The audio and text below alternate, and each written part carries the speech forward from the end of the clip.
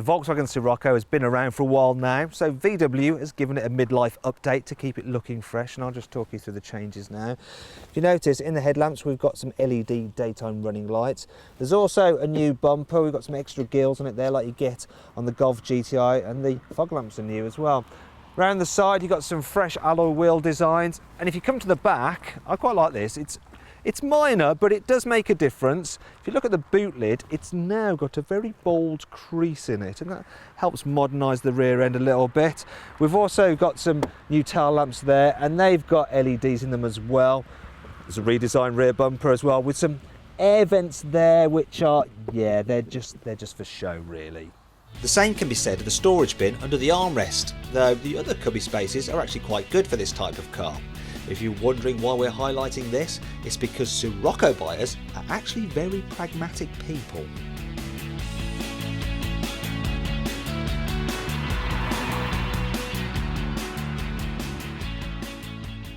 Despite being a sporty model, 75% of all Siroccos Volkswagen sells are actually diesel models, and you can get the 2-litre diesel in 2 states of tune.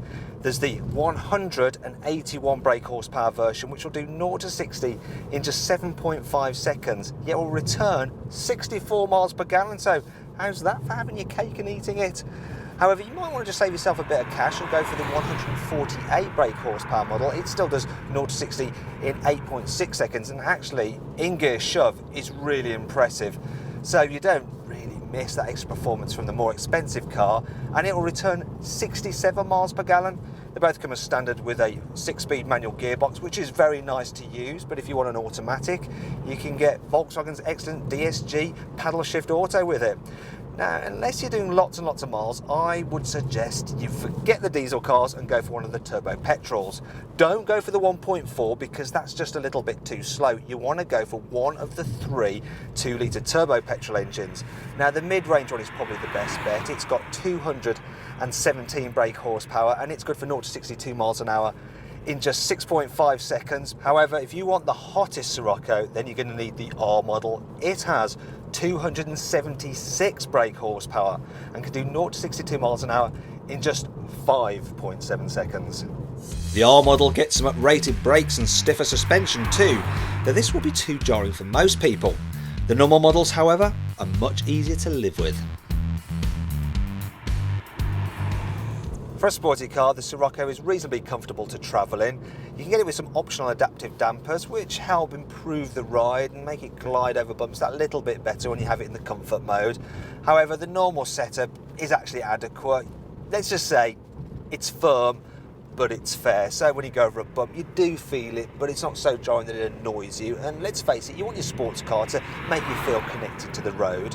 The seats really do help you feel connected to the road because you sit low in this car and they're body hugging. And overall, yeah, the controls, they just feel in the perfect position for you. And when you drive it, it is a car that responds relatively well to your inputs, and you've got lots of grip and the steering is accurate. It's just that maybe compared to the very best hot hatches, it just lacks a little bit of fun factor. Something like a Renault Sport Megane is just that little bit more exciting to drive. And that highlights the main issue with the Scirocco. It's no better to drive than a normal hot hatch, yet the coupe body style creates a number of problems. There are some other reasons why you may be better off with a more traditional hot hatch, and one is visibility, because here in the Scirocco it's a little bit dark and dingy. You've got this big A-pillar there which creates a bit of a blind spot, but the worst thing about it is the view out of the back. Just have a look at that. Yeah, it's not very good, is it? And then there's the practicality.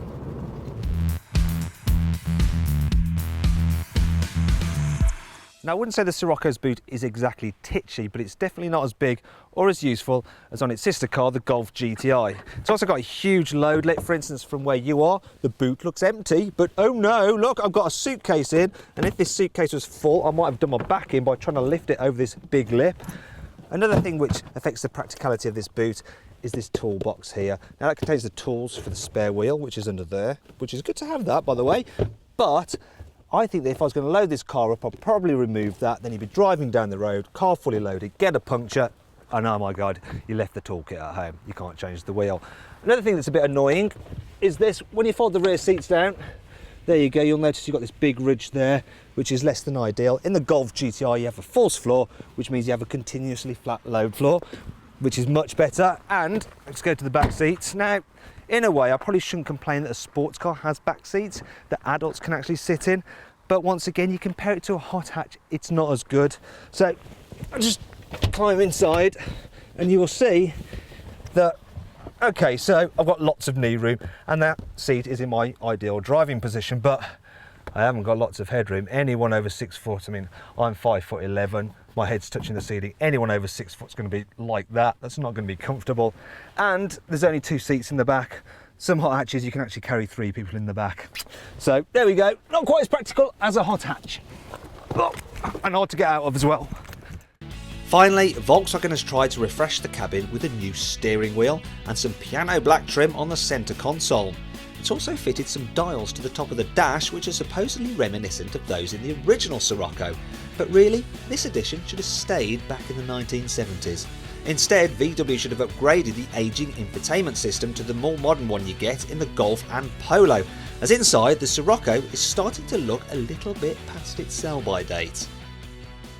Really though, the main reason people buy this car is for how it looks on the outside, and the updates VW has made to it do keep it looking fresh. However, if you want a sporty car that's more practical, then you should check out our review of the Golf GTI by clicking up here. If you want an even hotter hot hatch, then check out our review of the Renault Sport Megane by clicking down here. If you click down here, you can see our very latest video review, and if you click up there on our logo, you can subscribe to our channel.